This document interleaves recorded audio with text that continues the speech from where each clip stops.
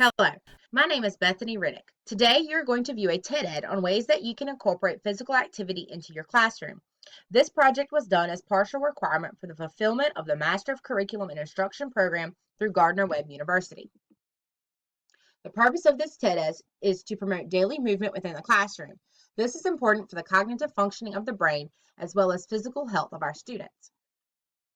Throughout the viewing of this TED Ed, we will provide reasons why physical activity is important, define movement, provide ways to incorporate physical activity into regular ed classrooms, as well as promote a desire for incorporating movement.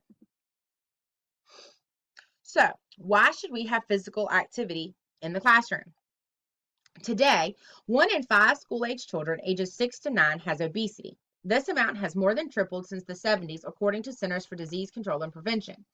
Childhood obesity is often mentioned in the news as a major health concern among teens today. With this in mind, students living in a digital world are less apt to get up and get moving. There is increasing evidence for the association between physical activity, cardiovascular fitness, fatness, and cognitive function during childhood and adolescence. Along with cognitive functioning, children who appear larger than their peers are more likely to suffer from social isolation, depression, and lower self-esteem. All of these factors are directly linked to academic success. According to Farkany, self-esteem is importantly connected to the confidence and motivation children need in order to engage in and achieve educational goals. With the effects of physical activity and the size of youth on academics and social aspects, the CDC says that schools should promote physical activity through comprehensive school physical activity programs, including recess, classroom-based physical activity, intramural physical activity clubs, interscholastic sports, and physical education. When students are up and moving, the body will release naturally occurring motivators in the form of chemicals produced by the body. According to Jensen, these chemicals include noradrenaline, the hormone of risk or urgency, and dopamine, the neurotransmitter producing good feelings. Relay races, speaking in front of classmates, meeting deadlines, and facing off in competition will release noradrenaline, while team building activities and rewards for achievement cause the release of dopamine. The release of these good chemicals, as Jensen calls them, allows students to re-energize themselves in order to be motivated for learning. So what do teachers need to do in order to promote cognitive functioning and academic success while promoting fitness of the body and mind each day? They need to incorporate movement, both intentional for learning and unintentional, into their lessons. To start off, we need to define what movement is. According to Merriam-Webster, movement is the act or process of moving, especially the change of place or position of the body. This movement can be in the form of shaking, twisting, bending, stretching, and walking. Thus, incorporating movement into the classroom is possible by creating cooperative learning groups or allowing students to move freely for a structured amount of time. After the ability to release pent-up energy, students are able to promote more time to attention on task at hand and remembering what they have learned, as well as reduce the inappropriate behaviors often shown in unfocused and uncaring students. Regular participation in physical activity and higher levels of physical fitness have been linked to improved academic performance and brain functions such as memory and attention. Eric Jensen wrote that traditional seat work engages less of the brain. If you want your learners to remember what they are learning, get them involved. With so many budget cuts across the nation for education, many times extracurricular classes and opportunities are cut in order to focus on academia and how schools can raise the bar above their rivals when it comes to test scores. The No Child Left Behind Act caused many schools to make crucial decisions that would affect student achievement by increasing available minutes for learning in the day. Most decisions involved more focus on core academics like language arts, math, and science, while art, music, and physical education were pushed to the side.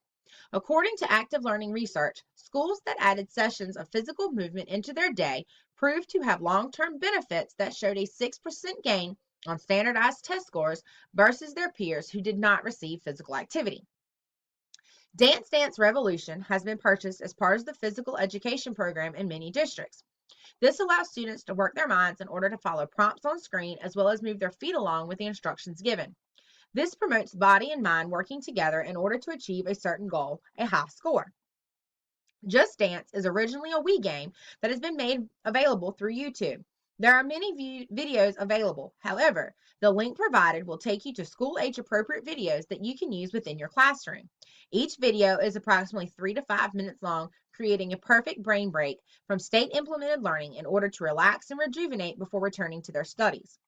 Cooperative learning groups are a simple way for teachers to incorporate movement in the classroom. These groups can be used for projects or rotation around the room to complete interactive learning stations. This type of movement is called incidental movement, that which occurs as a result of active learning within the classroom. Doodling is actually done during lecture to help students with comprehension. They are allowed to free doodle while listening to the teacher, allowing them the ability to focus instead of daydreaming. Many schools are also using yoga to help with the decrease of disruptive behaviors. However, this is not the only good reason yoga can be used in the classroom. Yoga is used often in the place of chairs so that students practice using their core strength and balance while being more alert and attentive in order to comprehend what is being taught.